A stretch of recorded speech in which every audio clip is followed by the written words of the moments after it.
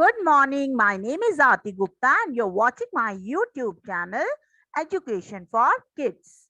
Today is the chapter from Class 7, Learning Science, Cordova. In this chapter, we are going to read about the nutrition in animals, chapter 2. This is the whole map of this chapter.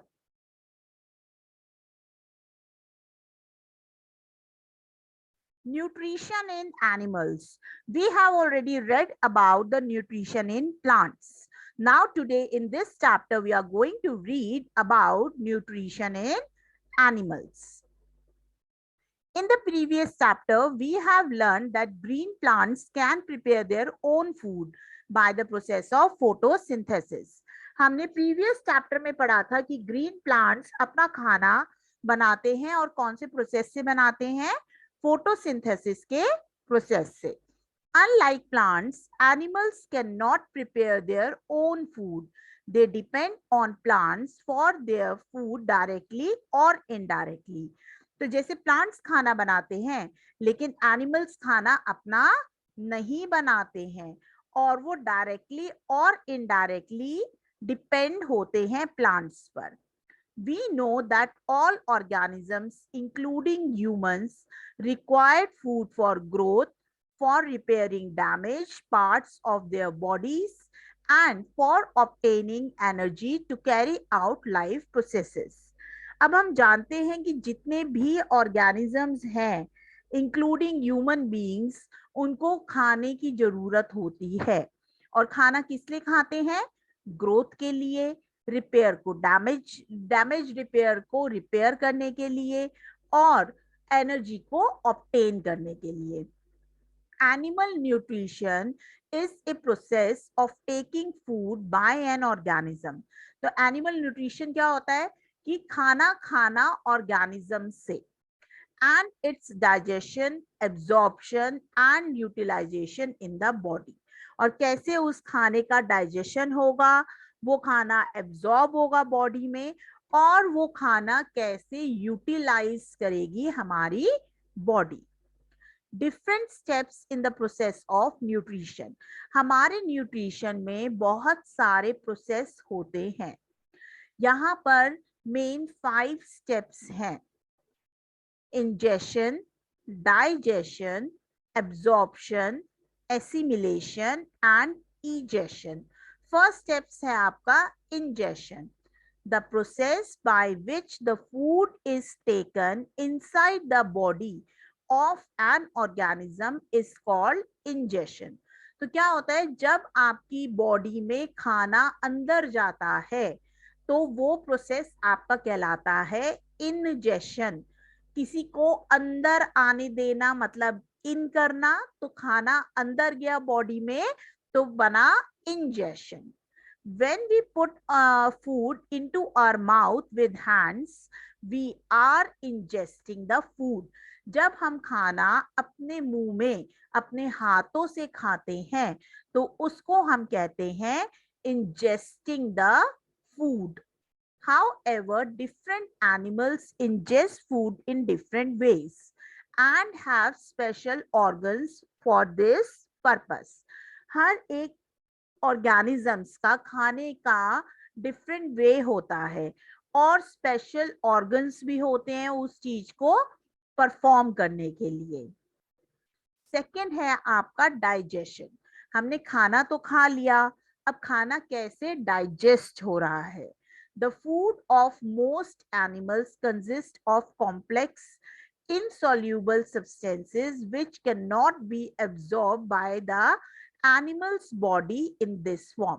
जो आपका animals जो food खाते हैं वो बहुत complex होता है और इनसॉल्यूबल होता है सब्सटेंस, जो बॉडी एब्जॉर्ब नहीं करती है इस फॉर्म में. इस फॉर्म में मतलब कॉम्प्लेक्स और इनसॉल्यूबल सब्सटेंस के form में. The process of breakdown of complex insoluble food substances into simple soluble food substances with the help of digestive juices prepared by the body is called digestion. अब जो हमारा complex और insoluble food है, जब वो simple और soluble food substances में break down हो जाता है, किसकी हेल्प से?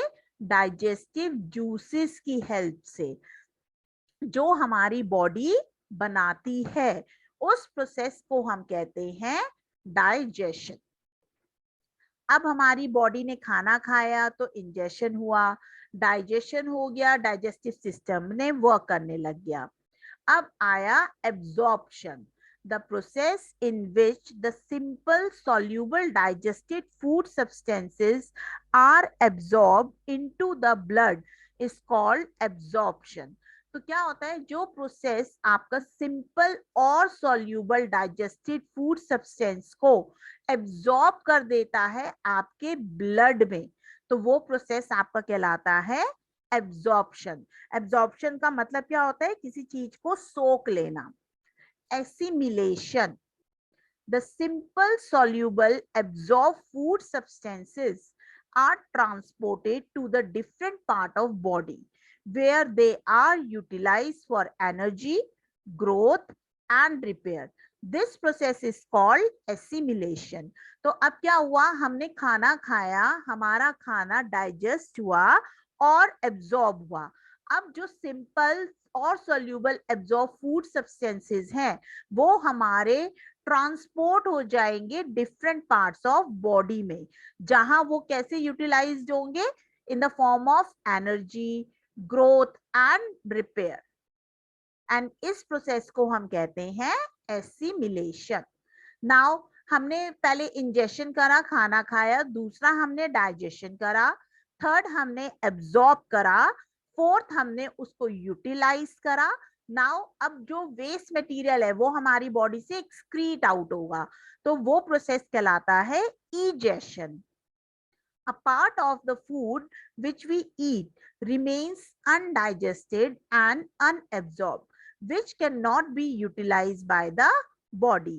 तो हमारा क्या होता है, जो हम खाना खाते हैं, जैसे रफेज हमने पढ़ा था, that was rich in fiber, the body cannot digest the roughage. तो क्या हो जाएगा, वो रिमेन हो जाएगा अनडाइजेस्टेड और अनएब्सॉर्ब फूड, जो हमारी बॉडी अब यूटिलाइज नहीं कर सकती। The process in which the undigested food is removed from the body is called egestion. अब ऐसा प्रोसेस जिसमें आपका अनडाइजेस्टेड फूड आपकी बॉडी से रिमूव हो रहा हो, तो उस प्रोसेस को हम कहते हैं egestion. Undigested food is remove from the body. Now mode of procuring food, कि हम कैसे फूड को प्रोक्योर करते हैं। The mode of procuring food into the body varies in different organisms. अब जो हम खाना खाते हैं, वो हम जो खाना खाते हैं वो हम अलग अलग जानवरों में, इंसानों में वो डिफरेंट होता है। Each organism has some special structure on its body to procure food. अब हर एक ऑर्गेनिजम्स के पास क्या है, कुछ ना कुछ स्पेशल थिंग है जिसकी वजह से वो खाने को खा सकते हैं। ह्यूमन बीइंग, जैसे इंसानों के पास, human beings use their hands to take food into their mouth. अब ह्यूमन बीइंग्स के पास क्या है, हाथ है, तो वो हाथों से खाना खाते हैं। रूमिनेंट्स होते हैं आपके जानवर, ruminating animal such as cow and horse pick up food directly into their mouth. तो क्या होता है, जो आपके काउस, हॉर्सेस हैं, रैबिट्स हैं, रैबिट बट ऑब्वियस किसी और प्रोसेस से खाते हैं, निबलिंग करते हैं। काउ, हॉर्स ये डायरेक्ट खा लेते हैं खाना, ठीक है। तो वो क्या है, इसमें बताया है कि डायरेक्टली इनटू देयर माउथ, वो जस्ट डायरेक्ट खा लेते हैं और बाद में जुगाली करते हैं, that is kidding. Paramecium, paramecium आपका यूनिसेलर ऑर्गेनिज्म है जिसके पास फाइन हेयर स्ट्रक्चर है। अगर आप देखेंगे पैरामीशियम को, इसके बाहर आउटर बॉडी पे आपको हेयर लाइक स्ट्रक्चर दिखाई देगा, और उस स्ट्रक्चर को हम कहते हैं cilia. All over its body the constant movement of cilia pushes the food particles along with the water current into its mouth. तो क्या होता है सीलिया क्या कांस्टेंट मूवमेंट की वजह से क्या होता है, खाना जो फूड पार्टिकल है वो वाटर करंट्स के साथ उसके माउथ में चला जाता है. Hydra. Hydra is a simple multicellular animal, has a large number of tentacles around its mouth which entangle some aquatic animals and kill them with their stinging cell. तो hydra के बारे में हमको पता लगा कि हाइड्रा एक तो लार्ज नंबर ऑफ टेंटिकल्स होते हैं. These are the tentacles. ये जो इसकी आर्म्स हैं basically you can say like tentacles. और इसके इन आर्म्स के इधर क्या होते हैं, स्टिंगिंग सेल्स होते हैं जैसे आपकी जेलीफिश में होते हैं. The food is then pushed inside the mouth. तो अगर आप यहाँ पे देखेंगे फर्स्ट यहाँ पे प्रे आया, आपके हाइड्रा ने इसको कैप्चर करा अपने टेंटिकल से, उसके बाद अपने माउथ में इंजेक्ट करा और उसके बाद उसको एब्जॉर्ब करा. Spider. Spider weaves a sticky web in which small insects get trapped.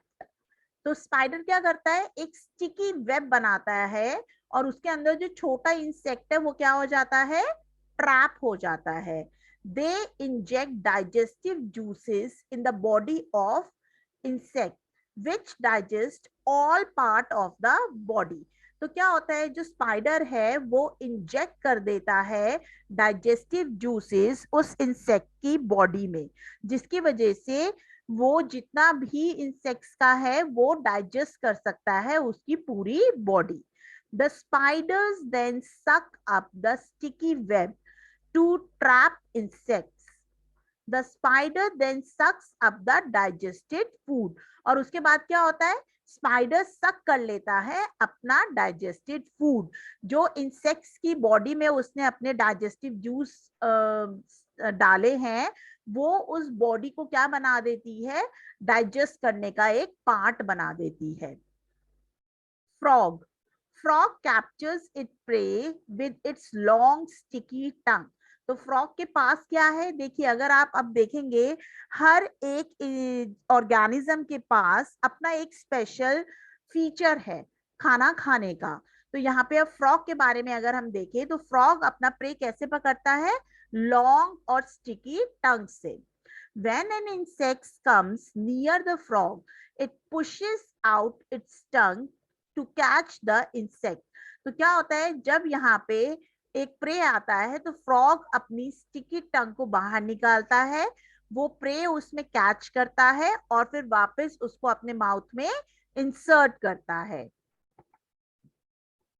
Insects.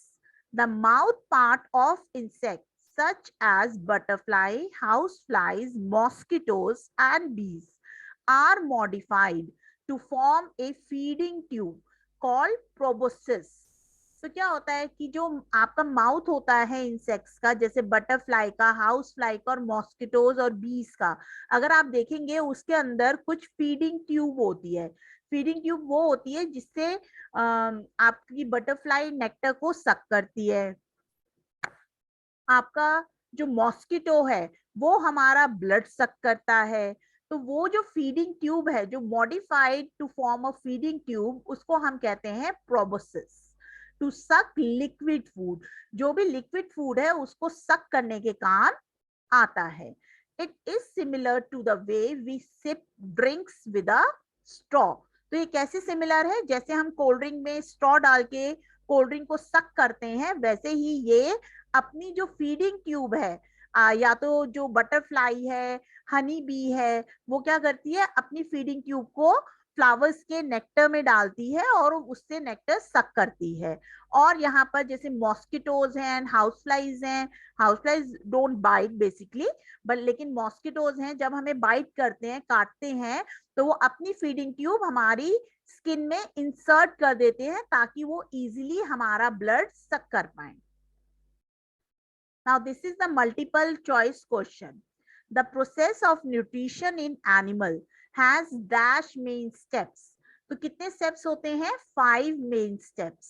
5 steps कौन से थे हमारे, ingestion करा था, फिर हमने उसको डाइजेस्ट करा था, फिर हमारी बॉडी ने उसको एब्जॉर्ब करा था, फिर उसको यूटिलाइज करा था और लास्ट में उसको एक्सक्रीट आउट कर दिया था.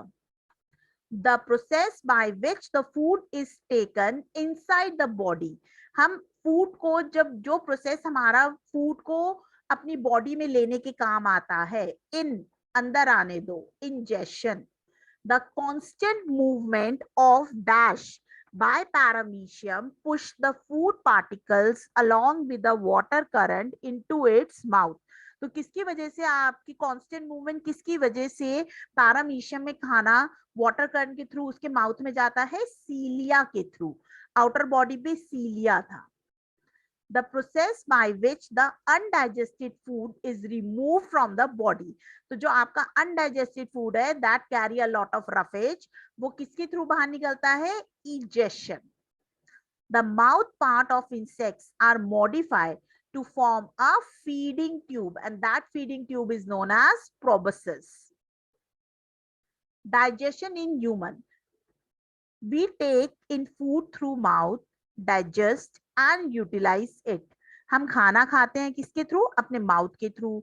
उसको डाइजेस्ट करते हैं और उस खाने को यूटिलाइज करते हैं एनर्जी के लिए, ग्रोथ के लिए, रिपेयर करने के लिए अपने डैमेज पार्ट्स.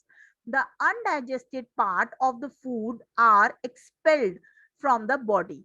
अब जो अनडाइजेस्टेड पार्ट होता है फूड का, वो क्या हो जाता है? हमारी बॉडी से रिमूव्ड आउट हो जाता है. The food passage through a long muscular canal called alimentary canal or digestive tract. किसके थ्रू वो फूड पास हो जाता है? हमारा लॉन्ग मस्कुलर कैनल है और उसको हम कहते हैं एलिमेंट्री कैनल या डाइजेस्टिव ट्रैक्ट. जो कहां से स्टार्ट होती है? हमारी बक्कल कैविटी से स्टार्ट होती है और एंड हो जाती है एनस पर. The alimentary canal consist of. अब एलिमेंट्री कैनल जो है आपका क्या क्या कंसिस्ट करेगा, उसमें क्या क्या होगा? फर्स्ट है आपका बकल कैविटी और ओरल कैविटी. फिर है आपका ईसोफेगस और फूड पाइप. थर्ड है आपका स्टमक. फोर्थ है आपका small intestine. Then fifth is large intestine ending at the rectum. And the sixth one is anus. The inner wall of the stomach, the small intestine, and the various glands such as salivary glands, the liver and the pancreas secrete digestive juices. अब इसके अंदर अगर आप देखेंगे जो inner wall होती है stomach की, वो स्मॉल इंटेस्टाइन और जो अलग अलग ग्लैंड्स हैं जैसे स्लाइवरी ग्लैंड्स, लीवर और पैनक्रियास, वो क्या करते हैं? आपके डाइजेस्टिव जूस को स्क्रीट आउट करते हैं. These digestive juices convert complex insoluble food substances into simple soluble food substances. अब क्या होता है? जो ये डाइजेस्टिव जूसेस हैं वो क्या करते हैं? कन्वर्ट कर देते हैं कॉम्प्लेक्स और इनसॉल्यूबल फूड सब्सटेंसेस को किसमें? सिंपल और सॉल्यूबल फूड सब्सटेंसेस. अगर मैम कोई बहुत मुश्किल सम करवा रही हो या मैम अगर डिक्टेट बहुत मुश्किल ढंग से कर रही हो तो आप क्या बोलोगे? मैम थोड़ा सा इजी ढंग से कर दीजिएगा ताकि हमें समझ आ जाए. तो सेम आपके ये जो जूसेस हैं, डाइजेस्टिव जूसेस हैं, वो क्या करते हैं? वो आपके कॉम्प्लेक्स और इनसॉल्यूबल फूड सब्सटेंसेस को सिंपल सॉल्यूबल फूड सब्सटेंसेस में क्रिएट कर देते हैं. द डाइजेस्टिव ट्रैक्ट और जिसको हम कहते हैं alimentary canal and the associated glands together constitute the digestive system. अब जो आपके एलिमेंट्री कैनाल है और ये ग्लैंड्स हैं, ये सारे जब मिल जाते हैं तो ये क्या बना देते हैं? एक डाइजेस्टिव सिस्टम. डाइजेस्टिव सिस्टम हमारे ह्यूमन बीइंग में डाइजेस्टिव ट्रैक्ट या एलिमेंट्री कैनाल और ये ग्लैंड्स जब मिलते हैं तो क्या बनता है? डाइजेस्टिव सिस्टम ह्यूमन बीइंग्स में. तो सबसे पहले हमारा आता है बक्कल कैविटी और जिसको हम कहते हैं ओरल कैविटी. फिर आता है हमारा ईसोफेगस या जिसको हम कहते हैं फूड पाइप. फिर स्टमक. उसके बाद आता है आपका स्मॉल इंटेस्टाइन. फिर उसके बाद आता है आपका लार्ज इंटेस्टाइन और उसके बाद आता है एनस। स्लाइवरी ग्लैंड, लीवर और पैनक्रियास ये आपके स्मॉल इंटेस्टाइन के टाइम काम आते हैं। Ingestion. We have learned the process of taking food into the body is called ingestion. अब क्या होता है, जो प्रोसेस हमारा फूड को बॉडी में लेना, उस प्रोसेस को हम क्या कहते हैं? Ingestion. Human beings have mouth for the ingestion of food. Human beings के पास क्या है? माउथ है. इवन आपके पास पैरामीशियम में क्या है? सीलिया है. आपके हॉर्स और काउ में क्या था? कटिंग का प्रोसेस था, रुमिनेंट्स थे वो. The food is taken into the body through the mouth with the help of hands. तो फूड हमारी बॉडी में कैसे जाता है? ह्यूमन बीइंग्स में हमारी with the help of our hands.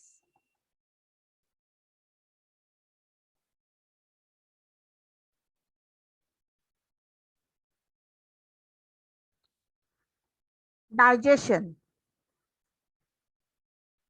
Digestion हमारा स्टार्ट होता है जब हमारा बक्कल कैविटी या हम ओरल कैविटी को यूज करना स्टार्ट करते हैं. जब हम कुछ खाएंगे तो ही हम उसको डाइजेस्ट कर पाएंगे. बक्कल कैविटी और oral cavity. From the mouth the food goes into the buccal cavity और ओरल कैविटी. अब जब हम खाना खाते हैं तो आपका खाना कहाँ जाता है? बक्कल कैविटी में या ओरल cavity में. The buccal cavity contains teeth, tongue and salivary glands. तो buccal cavity आपके contain करते हैं क्या क्या? Teeth, tongue and salivary glands. तो अब आपको ये पता लग गया होगा कि buccal cavity क्या है? बेसिकली आपका mouth. Teeth. The teeth break the food into small pieces, chew and grind it. तो टीथ क्या करता है? जो आप खाना खाते हैं उसको ब्रेक करता है स्मॉल पीसेस में, च्यू करता है और उसको ग्राइंड करता है. Chewing mixes the small pieces of food with saliva. अब क्या होता है, जो आपका चूइंग जो फूड होता है वो किससे मिलना स्टार्ट हो जाता है? सलाइवा.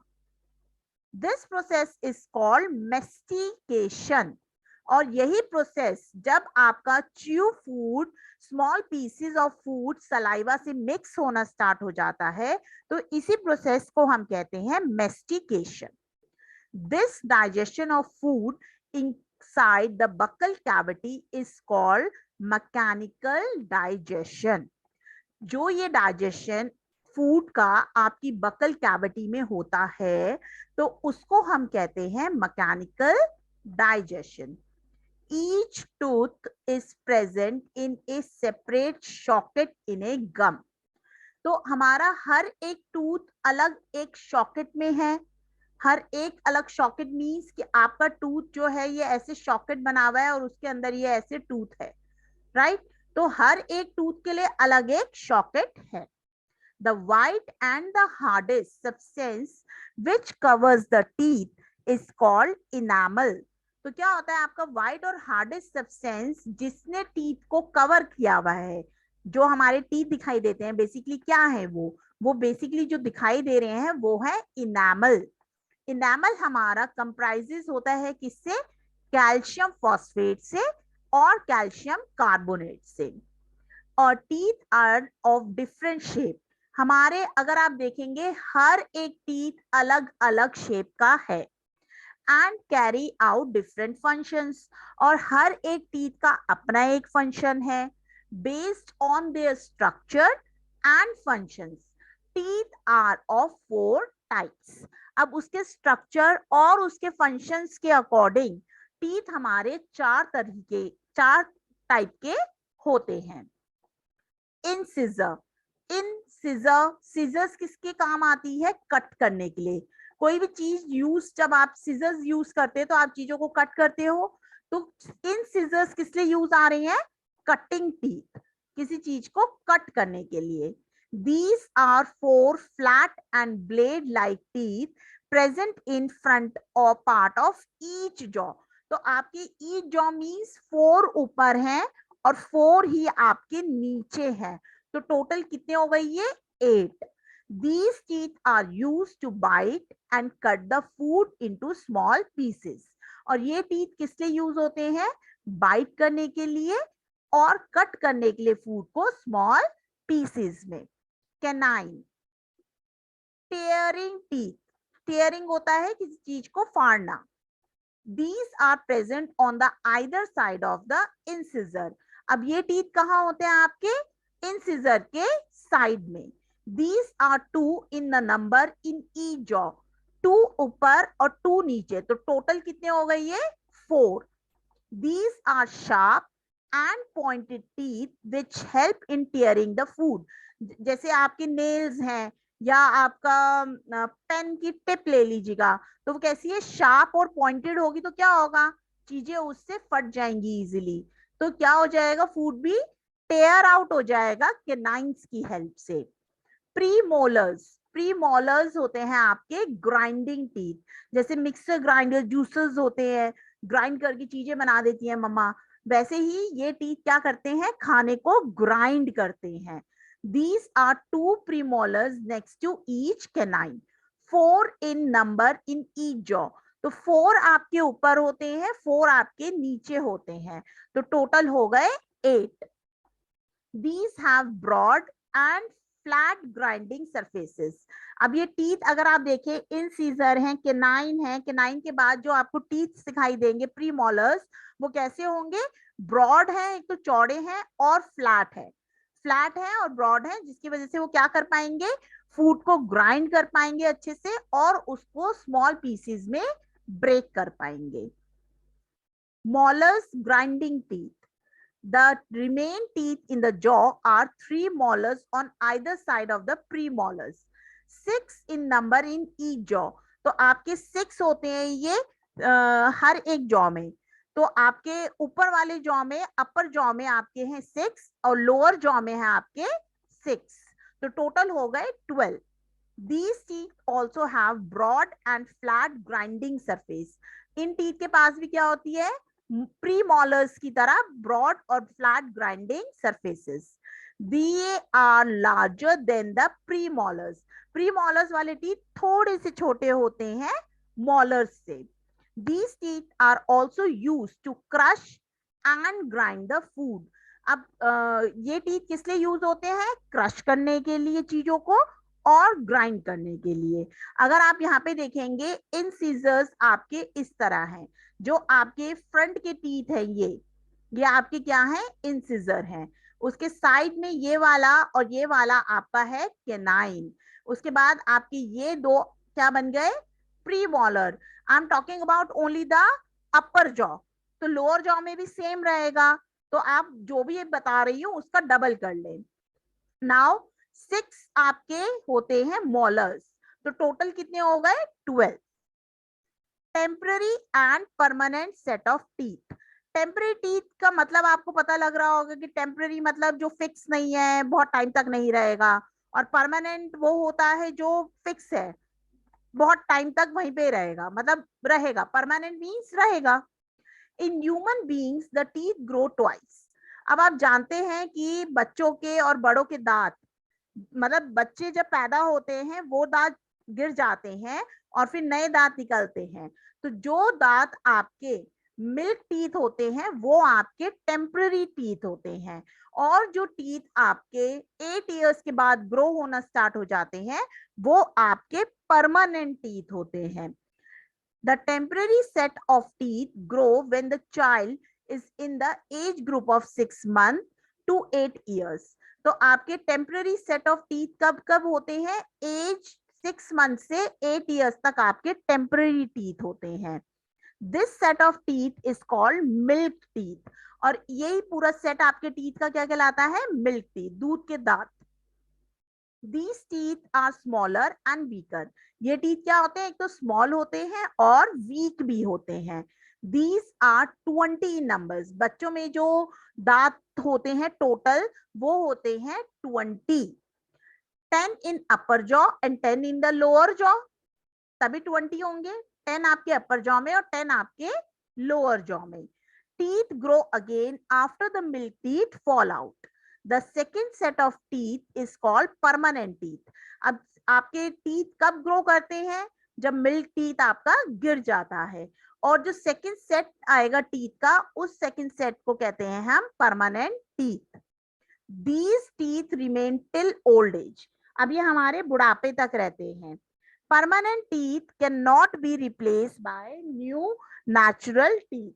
और जो permanent teeth है हमारा, उसको हम replace नहीं कर सकते. These teeth are 32 in number, 16 in upper jaw and 16 in lower jaw. तो बड़े लोगों के दांत कितने होते हैं? 32. जब हम बोलते हैं ना तेरी 32 ही तोड़ देंगे, तो 16 in upper jaw and 16 in lower jaw.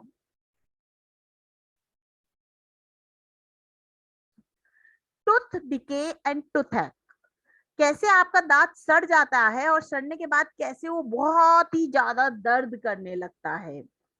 When we eat food, small bites of it get stuck between our teeth.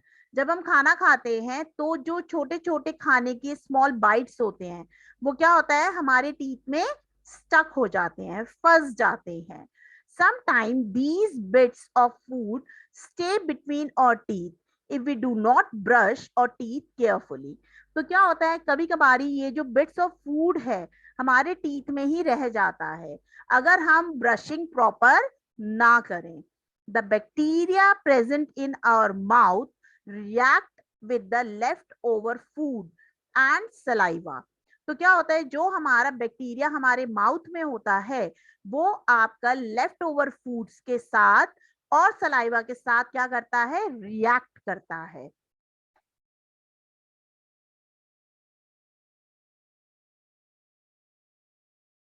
And form a thin sticky layer called plaque on the surface of teeth. तो क्या होता है, आपके teeth को अगर आप properly brush ना करें तो उसके ऊपर एक थिन स्टिकी लेयर कलेक्ट होने लग जाती है और उसको हम कहते हैं plaque on the surface of teeth. आपके टीथ पे इनामल पर अगर आप देखेंगे तो टीथ येलो येलो कलर के दिखने लग जाते हैं जो लोग ब्रश नहीं करते. This plaque, if not removed by brushing, forms acid with sugar present in the food. तो क्या होता है, जब ये प्लाक अगर आप प्रॉपर ब्रशिंग से इसको रिमूव नहीं करते तो ये क्या करता है, एसिड फॉर्म करने लग जाता है. किसकी वजह से, जो आपके माउथ में शुगर प्रेजेंट है, जो शुगर आपके फूड में प्रेजेंट है उससे ये मिक्स करके एसिड क्रिएट करने लग जाता है. These acids affect the tooth enamel. अब जो एसिड बना उसकी वजह से क्या होता है, आपके टूथ का इनामल भी खराब होने लग जाता है. They cause holes or cavities in the enamel. उसकी वजह से क्या होता है, आपके दांत में कीड़ा लग जाता है. This is called tooth decay. और इसी को हम कहते हैं दांत का सड़ना. As a result, the nerves and the blood vessels in the pulp get exposed. तो क्या होता है, जैसे टीथ है, अगर टीथ में यहाँ पे कीड़ा लग गया है तो आपकी जो पल्प है और आपका डेंटाइन है वो क्या हो जाएगा, एक्सपोज हो जाएगा, राइट. तो उसकी वजह से क्या होगा, आपको दर्द होने लग जाएगा. When any cold or hot things comes in contact with these exposed nerves, we feel pain. तो क्या होगा, जब आपकी होल कर दिया जाएगा टीथ में और आपकी डेंटाइन और पल्प कैविटी के पास वो पहुंच जाएगा, आपकी ब्लड वेसल्स को वो अफेक्ट करने लगेगा, तो क्या होगा, आपको ठंडे गर्म से दर्द होना स्टार्ट हो जाएगा. Tooth decay cause the following problem. अगर दांत आपका सड़ गया है तो क्या क्या प्रॉब्लम्स होंगी, होल्स और कैविटी इन द टीथ. आपके होल हो जाएगा टीथ में और कैविटीज भी लग जाएंगी. कैविटीज मींस कीड़ा. फॉल स्मेल, आपके दांत से सड़ी हुई स्मेल आने लगेगी क्योंकि वो क्या हो गया, अफेक्टेड हो गया है. लूजिंग ऑफ टीथ, आपका दांत भी गिर सकता है. टूथेक, बहुत ज्यादा दर्द होगा. स्टमक डिसऑर्डर, स्टमक डिसऑर्डर क्यों होगा, क्योंकि जिस बैक्टीरिया की वजह से आपका टूथ डिके हुआ है, आप कॉन्टिन्यूसली अगर आप खाना खाते हैं और वही बैक्टीरिया आपके फिर स्टमक में जाएगा तो आपके स्टमक को डिसऑर्डर कर देगा. Tooth decay can be avoided by the following veg. Tooth decay को हम बचा सकते हैं We should avoid eating too many sweets, ice creams and chocolates. हम कैसे बचा सकते हैं? बहुत सारी स्वीट, आइसक्रीम और चॉकलेट्स को ना खाकर. We must brush our teeth at least twice a day. हमें अपने टीथ को ब्रश करना चाहिए twice a day. In the morning जब हम उठते हैं, और at night before going to bed. क्यों? Because of in the morning जब आप उठते हैं तो आपके जितने भी रात में जो भी सलाइवा से मिक्स होता है, एसिड बनता है, वो टीथ को डिके कर सकता है. इसकी वजह से उसकी क्लीनिंग प्रॉपरली हो जाती है इन द मॉर्निंग में. And before bed, why? क्योंकि हम पूरे दिन कुछ ना कुछ खाते हैं, हमारे दांतों में कुछ ना कुछ फंसा रहता है. अगर वो फंसा रहेगा, सलाइवा से मिक्स होगा, फिर उसके बाद बैक्टीरिया क्रिएट होगा, आपकी होल हो जाएगी, कैविटी हो जाएगी और आपका टूथ डिके हो जाएगा. वी मस्ट फ्लॉस और टीथ एवरी डे. हमें अपने टीथ को फ्लॉसिंग करनी चाहिए. फ्लॉसिंग एक स्पेशल स्ट्रॉन्ग थ्रेड होता है बेसिकली, जो मूव बैक और आगे किया जाता है, और आपकी जो टीथ में स्पेस होती है उसको उसमें से खाने को निकाला जाता है फ्लॉसिंग के प्रोसेस से बिटवीन और teeth, and that can not be remove by brushing. वो वाला फ्लॉसिंग में काम आता है प्रोसेस जब आपका खाना ब्रश से भी नहीं निकल पाता है. British scientists have developed the first 100% ultrasound toothbrush of the world called Amident toothbrush. जो ब्रिटिश साइंटिस्ट हैं उन्होंने डेवलप करा है 100% अल्ट्रासाउंड टूथब्रश, और उसका नाम क्या है? Amident toothbrush. The toothbrush makes ultrasound. Toothbrush क्या करता है? अल्ट्रासाउंडेनिक वेव्स क्रिएट करता है एंड क्रिएट टाइनी बबल्स, और छोटे छोटे बबल्स को क्रिएट करता है. किसके हेल्प से? From special toothpaste. उनका एक स्पेशल टूथपेस्ट है, उसकी हेल्प से. Which can reach between the teeth and kill bacteria. तो क्या होगा? जो खाना स्टक होगा हमारे टीथ में वो डिके करेगा, लेकिन अगर ये टूथब्रश हमारे उस डिकेइंग प्रोसेस को खत्म कर दे, मतलब बैक्टीरिया को हटा दे, स्टक फूड्स को रिमूव कर दे, तो आपका टूथ डिके नहीं होगा. Now tongue. The tongue is a fleshy, muscular organ attached at the back to the floor of the buccal cavity. आपकी टंग क्या है? एक फ्लैशी मस्कुलर ऑर्गन है. क्यों? क्योंकि आपकी टंग क्या है? बिना हड्डी की है बेसिकली. उसमें क्या है? फ्लैश है. It is free at the front end can not be moved in all direction. और क्या होता है? ये फ्री होती है फ्रंट से और सारी जगह पे मूव कर सकती है. Can be moved in all direction. The tongue performs the following function. Tongues क्या क्या परफॉर्म करती है? It helps in mixing saliva with food. Tongue हमारी क्या करती है? सलाइवा से फूड को मिक्स करती है. It helps in pushing and thus swallowing the food into the food pipe. और टंग क्या करती है? हमारी जो हम खाना खाते हैं उस खाने को पुश करती है. कहाँ? हमारे फूड पाइप में. It helps in getting the different taste of food. हमारे जो अलग अलग खाने का स्वाद होता है वो किसकी वजह से हमें महसूस होता है? टंग की वजह से. It has several taste buds that can distinguish 4 types of taste. हमारे टंग पे अगर आप देखें बहुत छोटे छोटे पेपिलॉन है. बेसिकली उनको बोलते हैं हम टेस्ट बर्ड्स को, पेपिलॉन्स. तो वो क्या होते हैं? आपके डिस्टिंग्विश करते हैं आपके टेस्ट को, जैसे salty taste, sour taste, bitter taste and sweet. It enables us to speak. हम बोल पाते हैं किसकी हेल्प से? टंग की हेल्प से. जिनके पास टंग नहीं होती है, जिनकी टंग एक्सीडेंटली कट जाती है, वो इंसान बोल नहीं पाते. Now the third one is salivary gland. The salivary glands produce saliva. जो सलाइवरी ग्लैंड्स हैं आपके, वो क्या करते हैं? प्रोड्यूस करते हैं आपका saliva. The saliva contain an enzyme called amylase. तो सलाइवा क्या है आपका? कंटेन करता है एक तरह का एंजाइम, और उसका नाम क्या होता है? Amylase. That break down the starch present in the food into sugar. अब आपने पढ़ा था कि फूड में क्या होता है? स्टार्च होता है, और जब वो सलाइवा से मिक्स होता है और ब्रेक डाउन होता है, तो वो जो स्टार्च जो फूड में प्रेजेंट होता है वो किस में कन्वर्ट हो जाता है? शुगर में. Saliva also makes the food wet and slimy so that it can be easily swallowed. तो saliva क्या करता है? आपका थूक क्या करता है? बेसिकली आपके खाने को वेट करता है और पतला कर देता है ताकि वो आसानी से आप swallow कर पाए. Enzymes are biochemical catalysts which hasten certain metabolic reactions take place in the body without undergoing any change. Enzymes are protein in nature.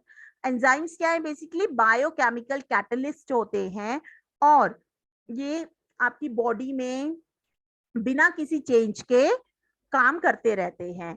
और enzymes are protein in nature. Enzymes क्या होते हैं? प्रोटीन होते हैं अपने nature में.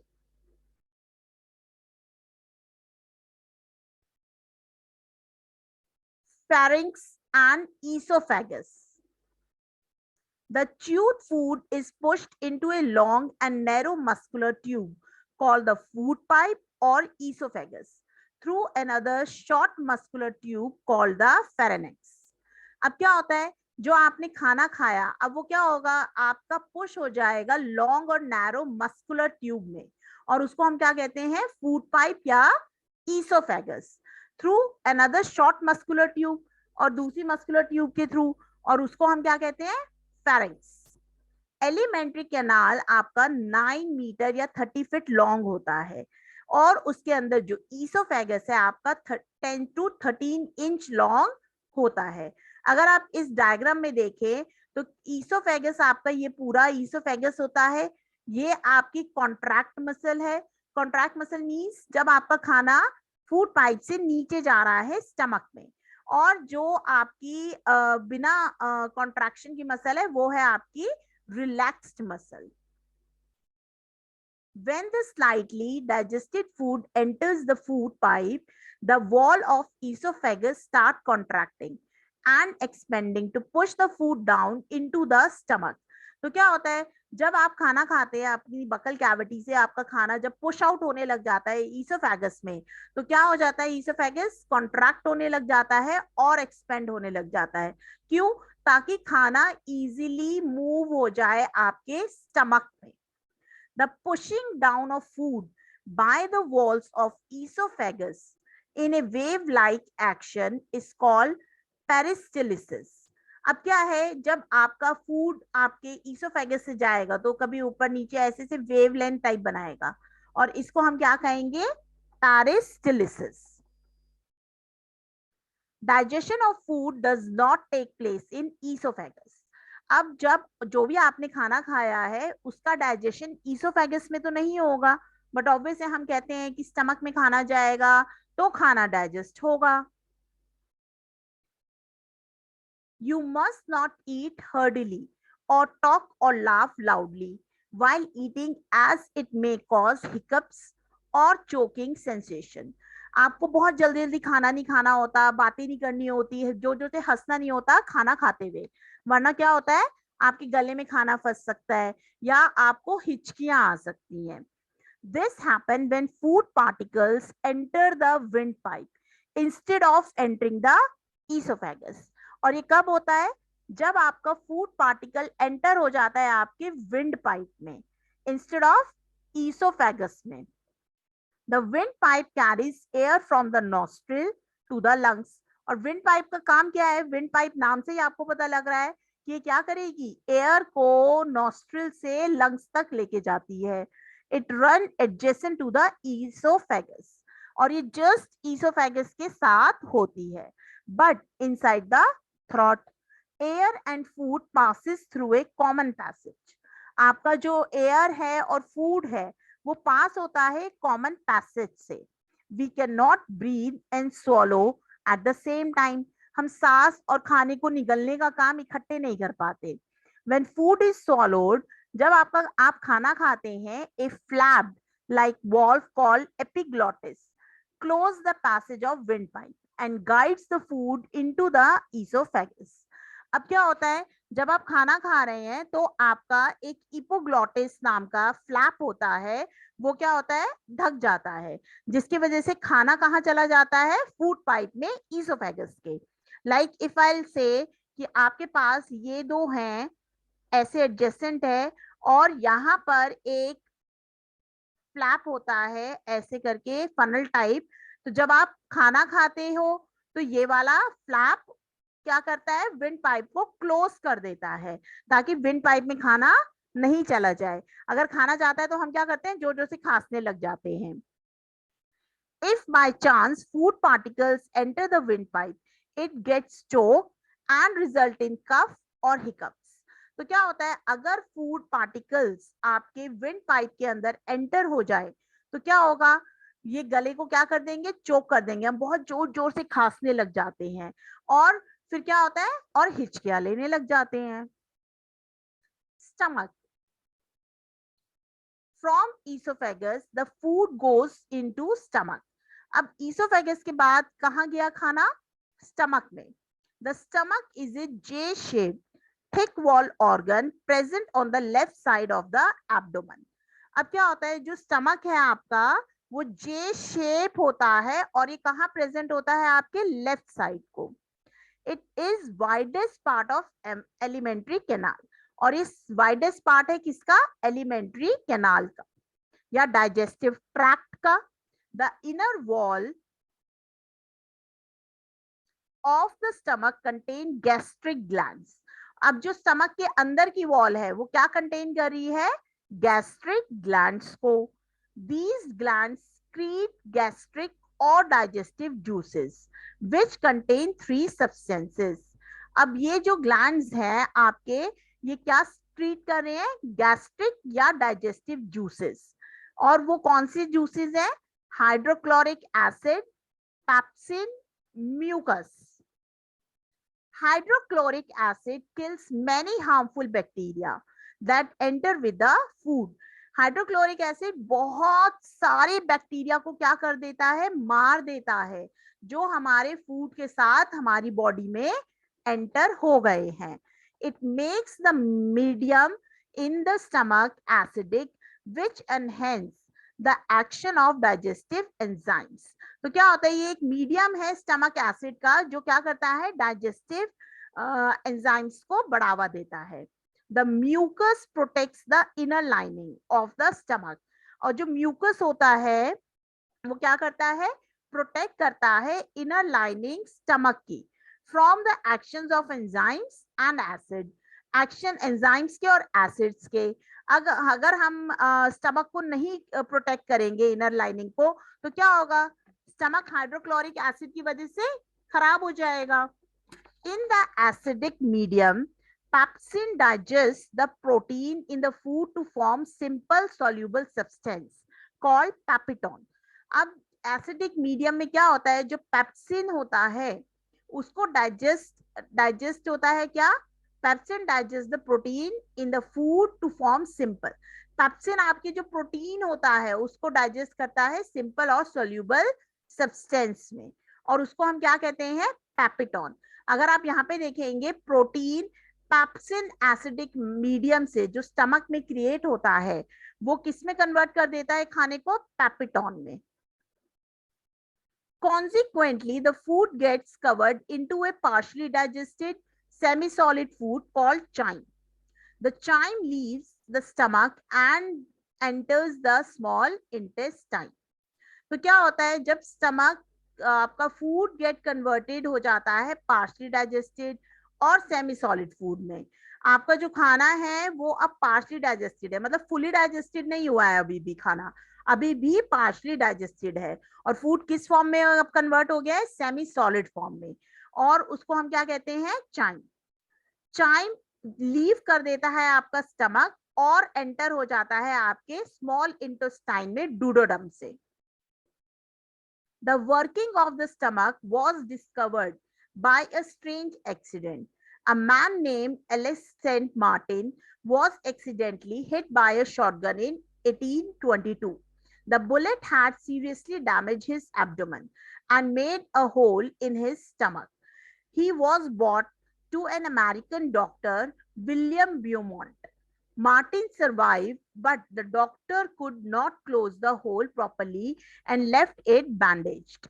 तो एक बार की बात है कि स्टमक की डिस्कवरी एक स्ट्रेंज एक्सीडेंट से हुई।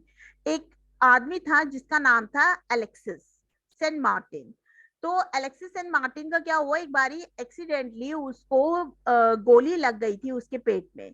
तो बुलेट ने उसका सीरियसली डैमेज कर दिया एब्डोमेन। उसके एब्डोमेन में क्या हो गया, होल हो गया था स्टमक में। तो अमेरिकन डॉक्टर के पास जब वो गया, विलियम ब्यूमॉन्ट के पास, तो मार्टिन बच तो गया, लेकिन डॉक्टर ने क्या करा, डॉक्टर ने वो होल प्रॉपर्ली क्लोज ही नहीं कर पाए और उन्होंने उसके ऊपर बैंडेज कर दी। Dr. Beaumont took it as great opportunity to see the inside of the stomach through the hole and observe the digestive processes. He began to perform experiments on digestion using Martin's stomach without giving any discomfort to him and made some wonderful observation. तो क्या हुआ कि doctor ब्यूमॉन्ट जो थे, उनको ये एक opportunity लगी कि स्टमक में कैसे देखा जाए। थ्रू ए होल उन्होंने स्टमक में देखा कि स्टमक क्या कर रहा है, डाइजेस्टिव प्रोसेस कर रहा है। और उन्होंने एक्सपेरिमेंट स्टार्ट कर दिए बिना मार्टिन को डिस्कम्फर्ट करे, और बहुत अलग अलग तरह के ऑब्जर्वेशन देखने को मिले। He found that stomach churns the food. The wall of the stomach secretes certain gastric juice which help in digestion of food. He mixed the gastric juices from the stomach with the food. He observed the food mixed with the gastric juice of the stomach get dissolved and digested. अब उन्होंने क्या देखा, उन्होंने देखा कि जो stomach है बहुत तरह के गैस्ट्रिक जूसेस बनाता है, जिसकी वजह से खाना क्या हो जाता है, डाइजेस्ट। और उन्होंने गैस्ट्रिक जूसेस जो स्टमक से लिए थे उसको खाने के साथ मिक्स करे, और उन्होंने एब्जॉर्ब करा कि जो खाना आपका गैस्ट्रिक जूसेस के साथ मिक्स हुआ था वो डिसॉल्व हो गया है और डाइजेस्ट हो गया है। This lead to an important discovery that the stomach secretes digestive juices which digest the food into nutrient which the body uses. अब इसी डिस्कवरी ने क्या डिस्कवर करा कि जो स्टमक है वो अलग अलग तरह के डाइजेस्टिव जूसेस को स्क्रीट करता है, और यही डाइजेस्टिव जूसेस डाइजेस्ट करते हैं फूड को, किसमें, न्यूट्रिएंट्स में, जो हमारी बॉडी लेटर यूज करती है।